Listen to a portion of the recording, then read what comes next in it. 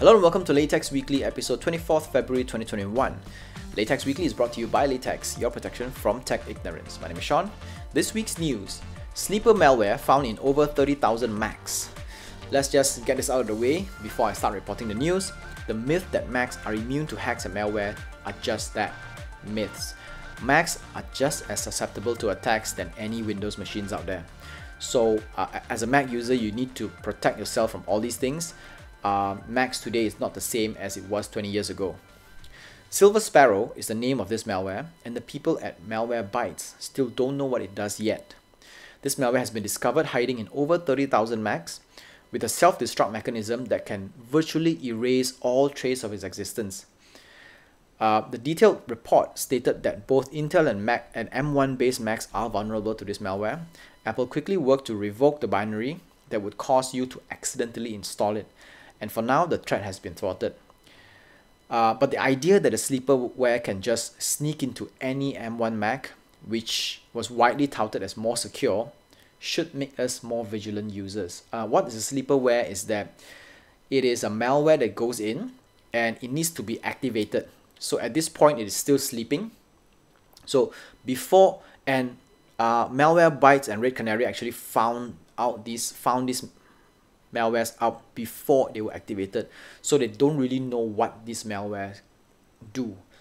That's why they're called sleeper malware. But what it essentially does is it actually goes into your computer from somewhere, for some reason being installed in, and it stays dormant for a long time until it's activated. And once it's activated, it unloads the package and it does something to your computer, maybe ransomware, or it destroys your computer, whatever it is.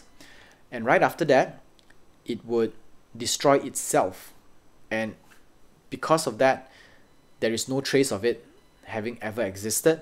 And if you would have found out your computer was hit by malware after it happened, or after the malware has been deleted, then you wouldn't have known what would have happened to your computer. So that's why it's quite scary. High level malware. Diablo 2 gets remastered. It's going to look better, and it's going to be available on PC and consoles. Personally, I think Diablo 2 is the best installment. The first one was like, dungeon upon dungeons, very dark. But given that it was built at that time, it was pretty impressive. Diablo 2 was the first where they had multi-landscape, where they have, I think, 4 stages. You have the, you go from the, what is this called? The outskirts of England or something like that, and then you go to the jungle, then you go to the desert, then you go to space or whatever it is. I don't remember much, but it was quite amazing. It's quite a fun game to play. The story got a little more pump as well, but coming from Diablo isn't saying much, because Diablo isn't good for a storyline anyway. So it's a little bit better, gets you hooked up, but at the end of the day, it's always the hack and slash that keeps you in the game. The best news about this is that it's coming to the Switch, which is the only console I have, so I'm most definitely going to get one. It will be available this year, but no details on when exactly. It will also be available on PC, I think PS and Xbox as well. Nothing on Mac. Oh well.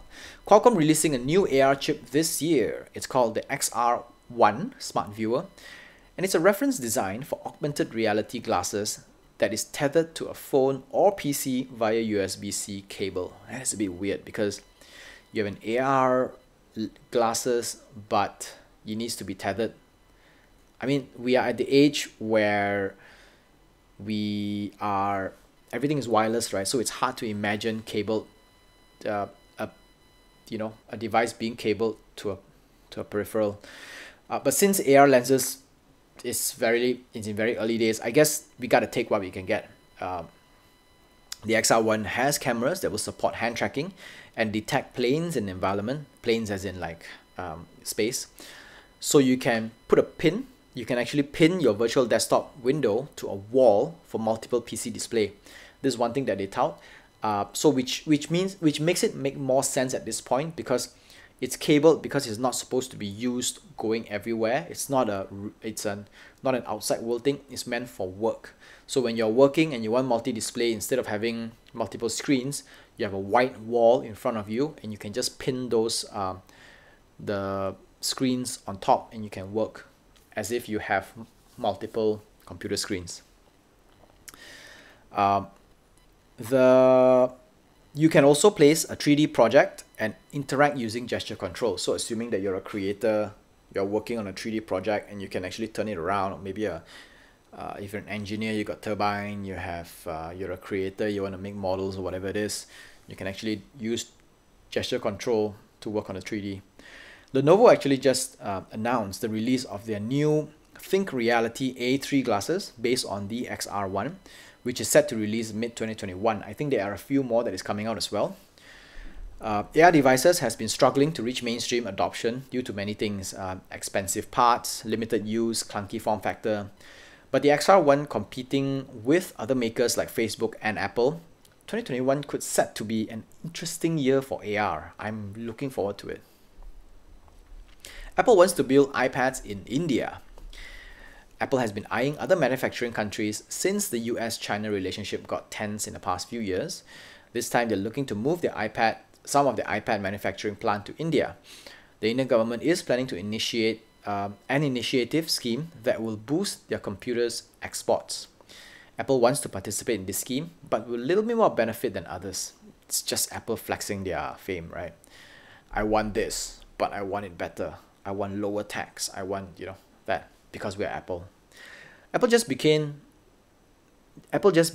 making some iPhones in India since 2018 and moved some of its iPad production to Vietnam.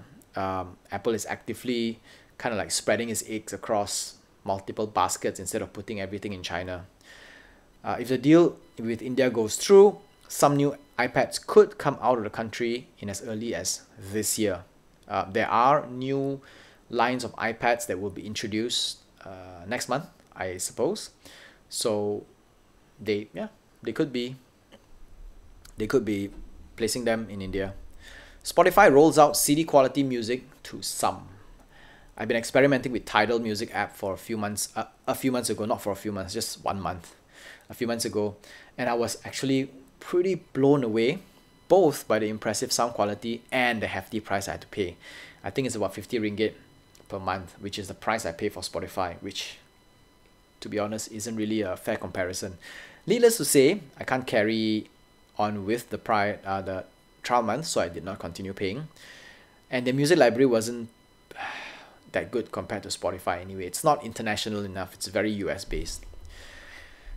It's nice to hear that Spotify is starting to roll out its hi-fi services to selected markets this year.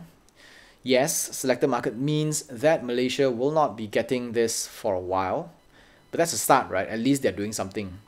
Let's just hope they won't be as expensive as Tidal.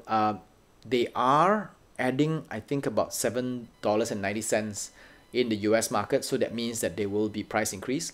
But Spotify has always practiced price discrimination, where they charge more for countries with stronger currencies, and they charge less for countries with weaker currencies. So it feels as if, in terms of our purchasing power parity, the value is the same. Currently, Spotify carries a maximum of 320 kbps, which is very good until you heard the hi-fi version.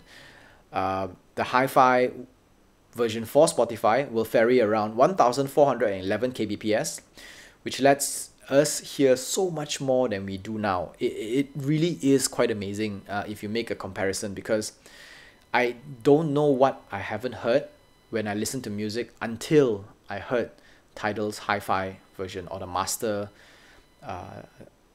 their master version. It's quite amazing.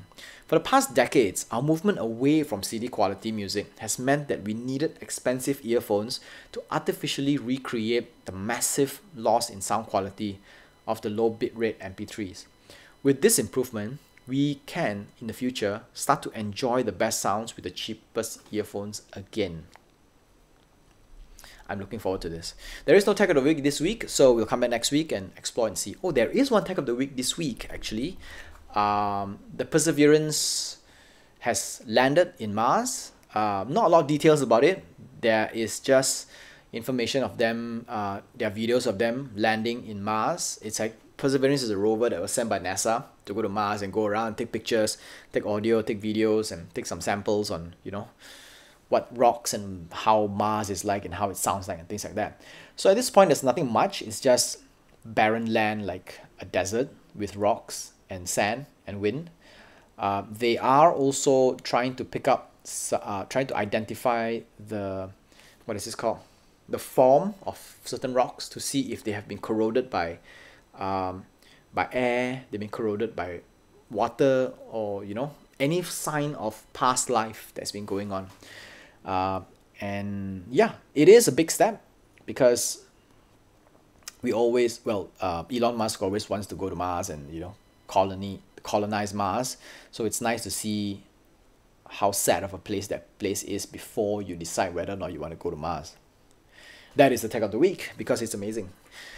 That's all for Laytechs Weekly. This week, Laytechs Weekly is available on Anchor FM, Overcast, Google Podcasts, Spotify, Pocket Casts, Radio Public, and more. Our full videos are available on YouTube, and we post basic clips on Instagram and Facebook. This is Laytechs Weekly episode 24th February 2021. My name is Sean. Stay safe. See you next week. Au revoir.